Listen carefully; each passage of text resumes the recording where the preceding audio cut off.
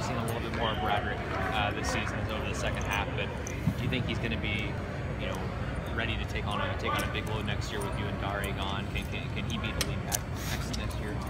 Yeah, I definitely think leading, him finishing out strong this year and being able to carry out through a strong off season. That's through his work ethic. So I'm pretty sure he's going to have a strong mind as to trying to keep the running back tradition going here and just working with Taiwan and keeping everything locked in here. I'm pretty sure he's not going to be a catalyst to this team in a negative way. So he's definitely going to work his way up and try to be number one. What have you seen from Chris James? We haven't really seen anything from him. What does he do well? Can he fill the Dare role, or is that the kind of back he is, or is he more of a... I'm pretty sure. Chris. I haven't seen him really play much, but just like you guys, I've seen him in 7-on-7. He's definitely shifty. He can definitely replace Dare within the pass game. Very shifty and quick on his feet. So I don't necessarily see him being your first and second down back, and I think he's definitely going to get in on a lot of pass blocking and route scheme wise. So he's good in terms of pass protection, catching the ball. Chris is definitely sound coming from Coach Settle, and he's definitely made a huge step from the first day he got here. Cotton Bowl matchup looks like another team with a good defense within their conference, and then I think their running defense is more of where you would probably find your ability to, I guess, your advantage on offense. So is that, how important is it then for you guys to key in on that? It's definitely key, and that's just going to allow our passing game to thrive that much better. So if we can get the pass game going early in this game, it should take the load off the run game, but I don't want that to happen. So if anything, hope Coach keeps calling on the running backs numbers and just keep trusting in us that we're going to put points on the board. But like I said, we want to give everybody the bulk of the share. So whatever we can do, attacking everything in all phases, special teams, offense and defense, we should definitely prepare for a great game ahead. With a guy like Ryan Ramczyk at left tackle, does that kind of make you, when you have to go off tackle on runs, does that kind of make you feel like I'd prefer to go left side, or is there a tendency that you like? No, it's just his suddenness. As to, when he comes off a block or he makes a block, he's definitely sound within his reads, and it's definitely easy for me to tell what he's about to do, how he's going to push a guy out, and I can just read off him easily.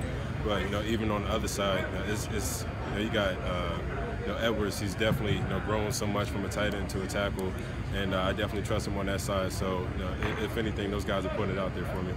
What have you seen from Western Michigan on film so far? With the linebackers, obviously potent with tackles for loss. So what have you seen out of the front seven for Western Michigan? Mainly throughout the linebacking core, those guys definitely want to protect what's theirs. Being an undefeated team, so they're definitely going to try to put everything on themselves defensive wise. So just got to attack them. They can do some special things, and I just think the offensive line definitely going to match up well with those guys. And like I said, nothing's going to be handed to us, so we just got to go after each and every play. What makes I think they're second in the nation in turnover margin or takeaways. What do you see out of them on film with being opportunistic, with the ball? Those guys are always going to find a way to stay in it. And like I said, even if you score one, get up one, you really can't take your foot off the gas, because those guys always have a knack for whether taking away the ball or just answering back for points of their own. So those guys never give up. As you can see on film, they might be somewhat, so to say, undersized. They're not Big Ten caliber guys, but those guys definitely have heart, and you got to respect that. What's been the difficult part for you? I know a lot of opponents are basically keying in like, hey, we're gonna 8 men or more in the box for Corey. So is that gonna been like humbling for you, or kind of feel like it's a compliment, or do you kind of go, well, I guess every game you kind of have to. Yeah. Does it get easier as it goes along? You have to so many times that happens. Somewhat, it becomes a little bit less stressful for the O-line to handle it and the fullbacks, because they're facing it every other week, so it's nothing too surprising. For me, I just roll with the punches. Whatever they give me and what I see, whatever they present in front of me is what I got to work through. And like I said, whatever they give you, just got to see how you can answer to it. And if you're putting 8 men in the box, that's doing something all right for this team to get ahead. So those guys up front definitely allowing 8 men to be in the box for a reason, because this run game is definitely picking up now. Yeah, Coach Chris shut down rumors that there was maybe he'd be leaving for the NFL. What was thoughts within the locker room that when you heard oh, well, it's maybe interested in the LA Rams, and now you're preparing for a bowl game here, and obviously he says that's not the case. Oh, well, Coach Chris? Yeah. I didn't even know that, but I'm pretty sure. Coach Chris is definitely, he's definitely he's from here, Madison guy. So I don't see him, leaving, this program for anything else. So loves the guys here, loves the program, loves the Badger Nation behind him, and I just think he wants to keep building a legacy here that he has, on his second season so far. So I don't think the NFL has touched his mind at all. He's definitely going to come back here next year and just, keep progressing and building his program how it should be. Corey, how much do you think you helped your NFL draft stock this season by coming back? I think I helped it a lot, and coming into the season, I just put that all behind and just waited for the last game to come up. So right after this game, I can actually put this season behind and focus and make a transition into training for the NFL. So got one more game to ride out with these guys, and as opposed to 2015, I think I definitely made a big game from then.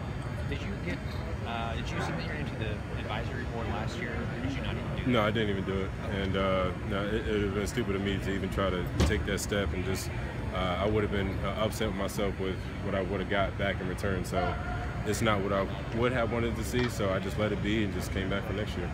How much is the ending your career with a win, Cotton Bowl, AT&T Stadium? Just how much would it mean to cap your career off as a Badger?